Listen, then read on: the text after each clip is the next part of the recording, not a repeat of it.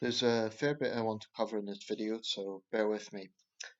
Um, these are issues I've covered before, but I think that they are always pressing.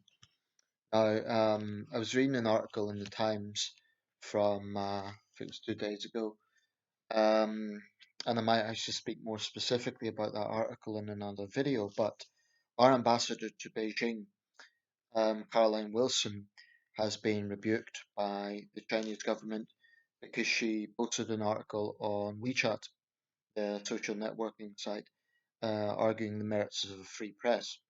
And she entitled this "Foreign Media Hate China?" question mark. And she went on to argue for the merits of a free press. Of course, predictably, Beijing has responded angrily.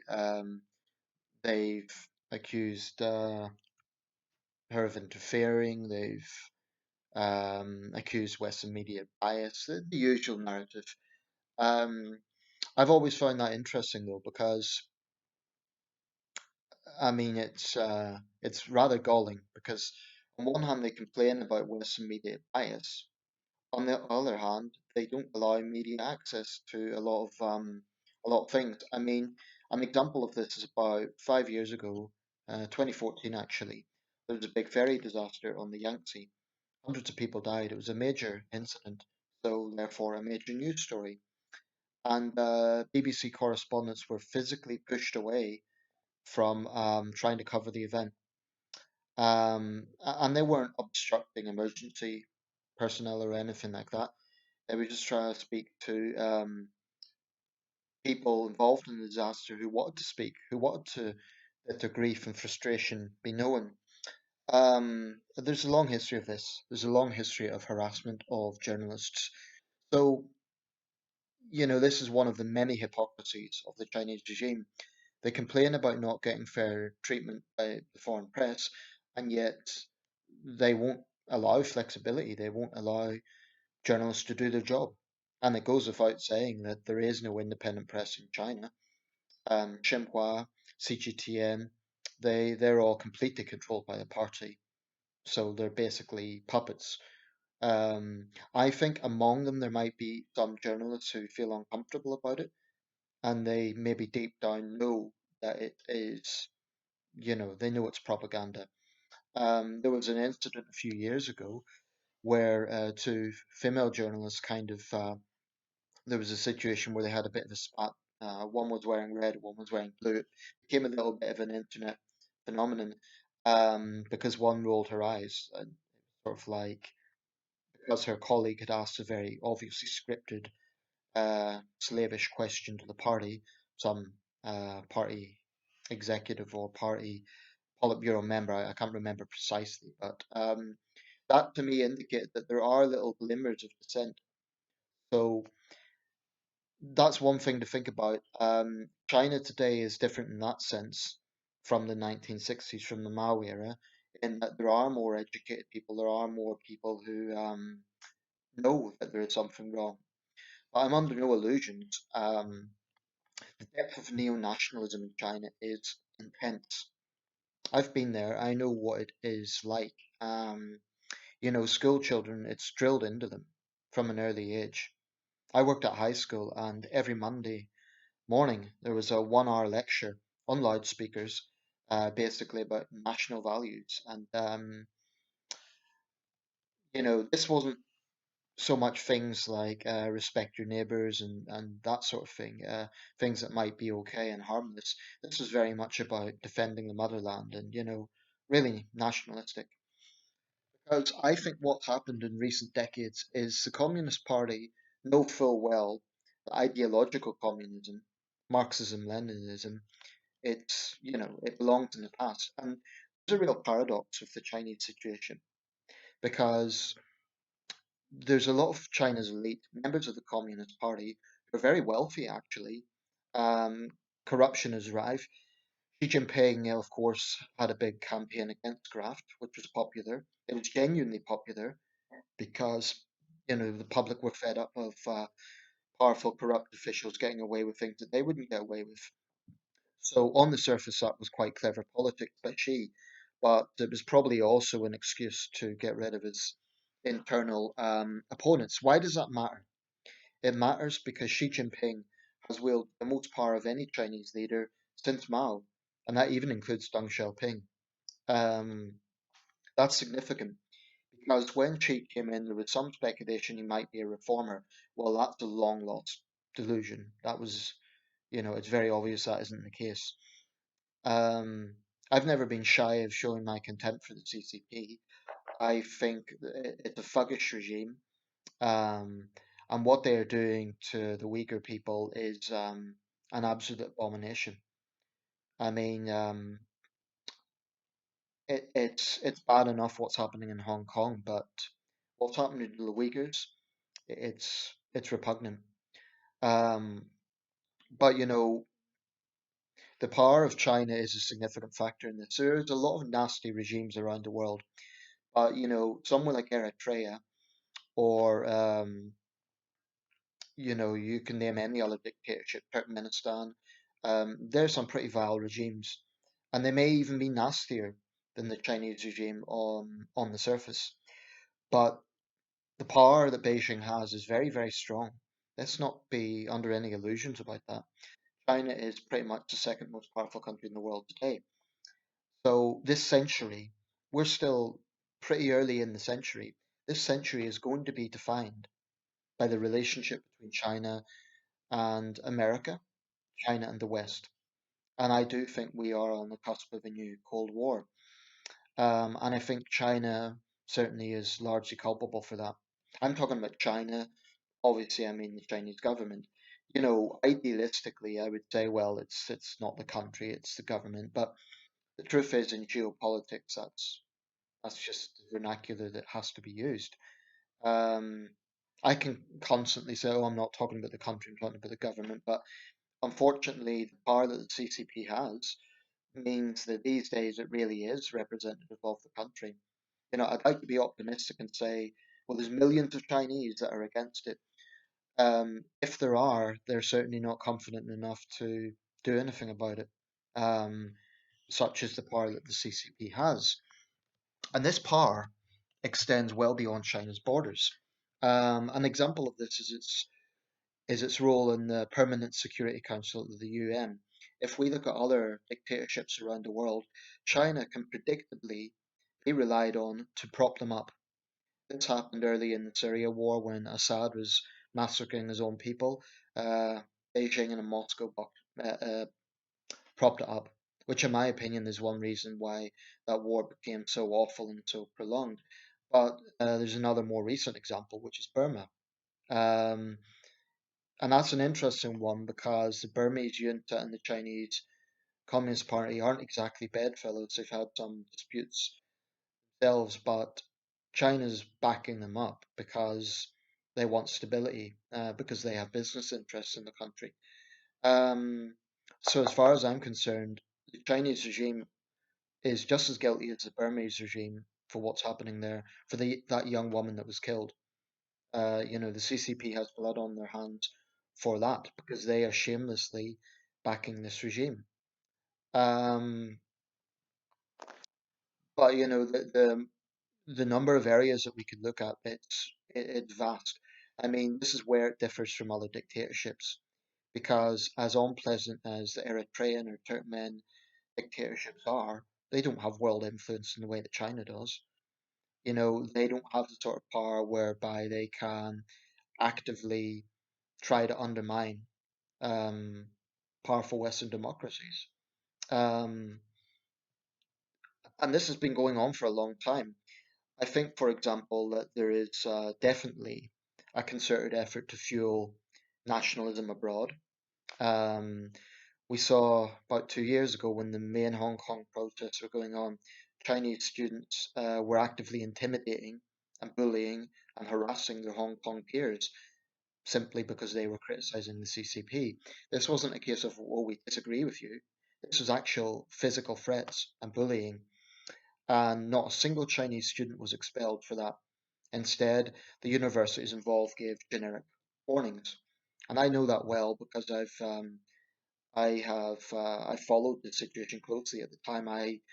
I spoke to some of the Hong Kong students who had been threatened, so um, it frankly disgusts me, the arrogance that nationalistic Chinese students have, that they can behave that way in another country.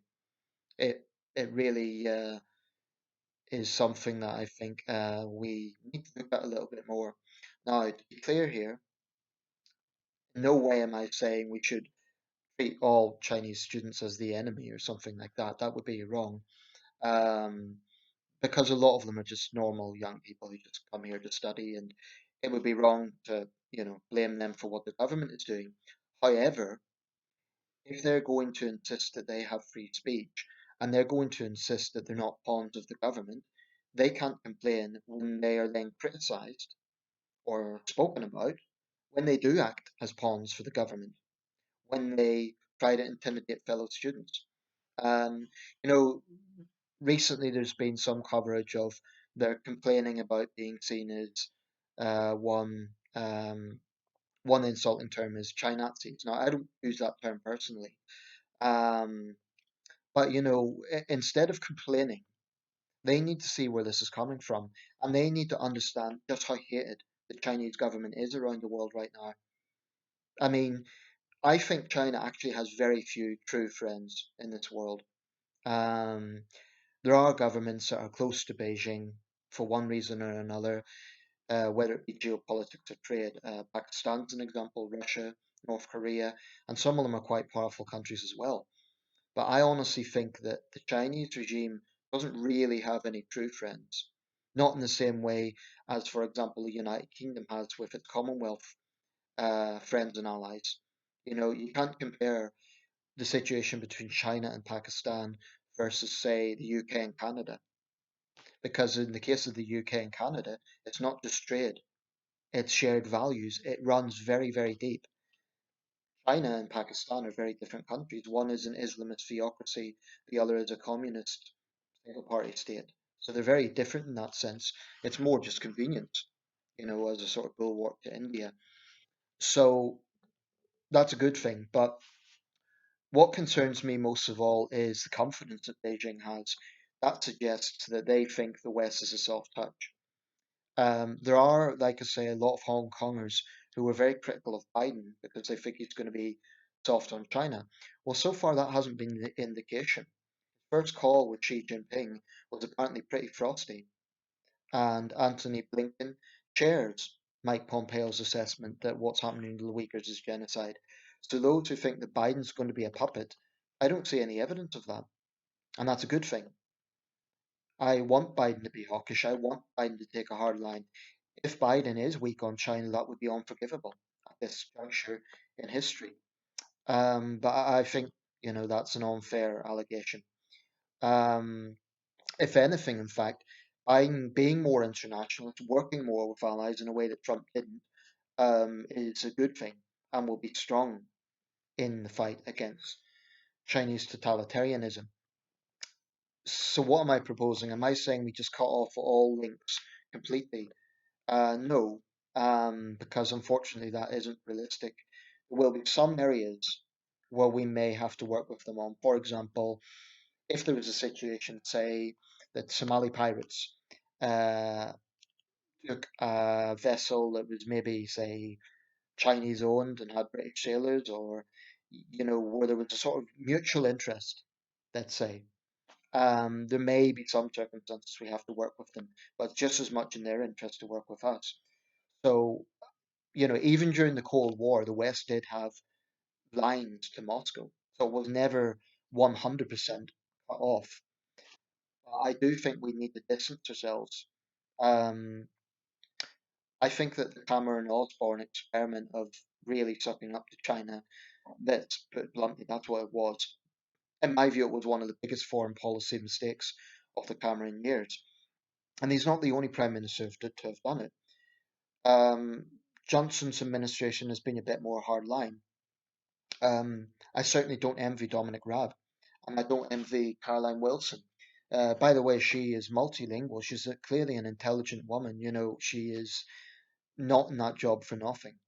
But they are going to face a lot of weight in terms of the responsibility of doing the right thing regarding China, because she's in a position whereby if things do escalate, they could expel her. So she probably needs to be prepared for that, along with her staff, um, because we'll be in the position where we may have to do that. I think it will get that bad, possibly as bad as it was with Russia after Salisbury. Um, But China's behaviour over the last year and a half, even if you want to dismiss the human rights issues that are going on within China with the Uyghurs and with Hong Kong, thinking purely in geopolitical terms, China is clearly no friend of the West. Whatever trade we have had, I think there's a very concerted effort to try and undermine us. When you look at the sort of undue influence that they have on our universities, when you look at the way they have treated other countries during this pandemic. For example, telling German diplomats that they would supply Germany with PPE if those German diplomats praised Beijing. Um, there's a lot of this sort of manipulation going on. So this is China's so-called soft power. Um, Frankly, I think it's time the world stands up to them and say we're not going to be pushed around anymore. These thugs in Beijing need to understand that they cannot just make demands. Um, I think this is why we need to really try and drive away from reliance on Chinese trade because naturally they will kind of blackmail us. You know, they'll offer to invest millions, even billions in infrastructure projects and things like that, like the high speed 2 thing, for example. Um, so in that sense, they put us into a sort of position of reliance. I really think that we need to explore other options. True, China's a major economy, but I don't see why we can't get closer to other emerging economies or major economies because cumulatively they will be as big as China, Japan, South Korea, a good bit of Latin America, Indonesia. Now, some of these countries may not have perfect human rights records, but frankly, in the case of China, it isn't just about human rights, it's about geopolitical interests as well. And I do believe that the Chinese regime is potentially a threat to the freedom of the world. I don't think that's an exaggeration. When you start considering the sort of power that they wield at the World Health Organization, and possibly in the future, even with the internet, this isn't a conspiracy theory. This is a real possibility. So, frankly, I think we need to wake up and take a hard line. And of course, these wolf warrior diplomats will bite back. They will probably I don't know, they might make things difficult for our nationals in China. I would say, incidentally, as someone who's been to the country twice, if you're a teacher, for example, please think very, very carefully about before going to China at this time. I had a lot of interesting experiences out there. I was welcomed. I can't complain about the way I was personally treated. However, the second time around was definitely a different atmosphere from the first time around. And I really think that you need to think carefully about that because any sort of international escalation, they will target Westerners. They will, pick up regular people and try to pin something on them. I think the regime's capable of that. I mean, we've seen what they've done with the two Canadians who they have currently jailed on trumped up charges. Those two men, two Michaels, Michael Spavor, Michael Kovrig, have not had a trial. So, Beijing accuses them of espionage. They haven't had a trial. That's how this regime works. Um, of course, a large part of that is revenge over um, the daughter of the Huawei executive who was arrested in Vancouver. But contrast the way she is being treated with the way they are being treated, and it shows the difference in values. Um, I really think that we need to fight fire with fire. When they whine and complain, we should throw it straight back at them. I really believe that. There's a great thing about British diplomacy that we're masters of the understatement. Well, frankly, this is a time we need to be hawkish. I'm not suggesting for a second, and this is very important, that we prepare for war with China. Um, I don't see the situation escalating that badly. The CCP is bad, but they're not stupid. Um, so I can't see a full war breaking out, but I do think we're going to enter a period of real tensions, and we just need to be assertive. If there's one thing that Beijing understands its strength, that's why we cannot show weakness. And frankly, I really do hope that the foreign secretary or ambassador and other people directly involved in this, this is beyond party politics. Forget the fact that Dominic Raab is a Tory. This is a man who's foreign secretary, and he will have to deal with this along with Boris Johnson. And I really do, I'm rooting for them. We have to prevail. What do I mean by prevail? Well, we have to just send out a message to Beijing that some of their behaviour will not be accepted. But the thing is, it's not just about the government. Um, there are still institutions in this country. I think our universities are a disgrace, at least the ones that continue to pander to Beijing and give it everything it wants. When you look at China departments and various leading institutions, they talk about, they're all full of praise for cultural values and cultural relations and all that. It's a facade. I'm not saying that there can't be people to people relations. And there will be situations. This is another area where we may have to work with them on some level. For example, mixed relations. People who are married, like one partner is Chinese, the other is British. Situations like that we need to be flexible on. Although China only recognizes one nationality, a Chinese person marrying in the UK, he or she would have to renounce their Chinese citizenship if they want British citizenship. We, of course, recognize dual nationality. But our universities, I think they're giving far too much ground. I think they are praising Beijing in order to get investment, and it's very generous investment. But I think it's a cop out, and I think I'm very suspicious of it. Recently, and this is very alarming, there has been reports that British academics have been working with Chinese military personnel. Now, these are scientists, but they are attached to military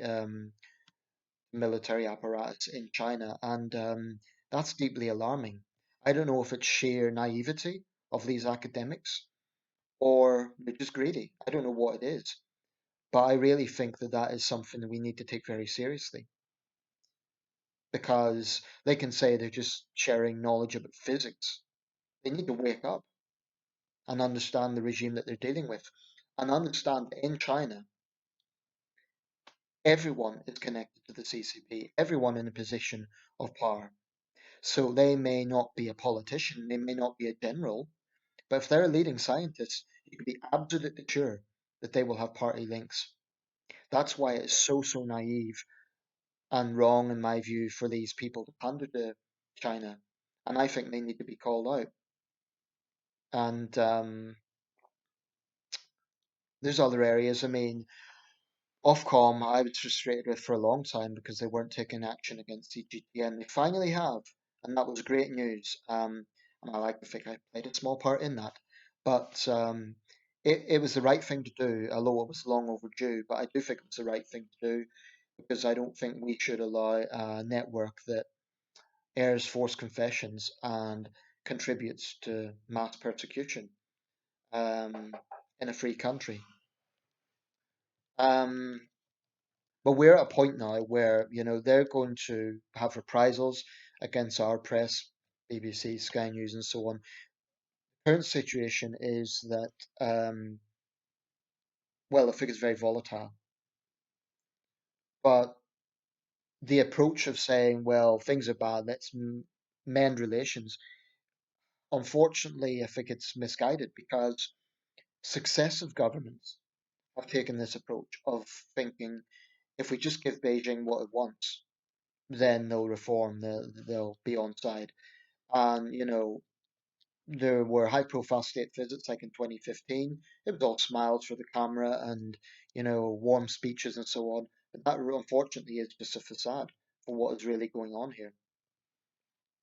I mean, a regime that's lied to its own people for 70 years cannot be trusted to be upfront with foreign adversaries. That's the reality.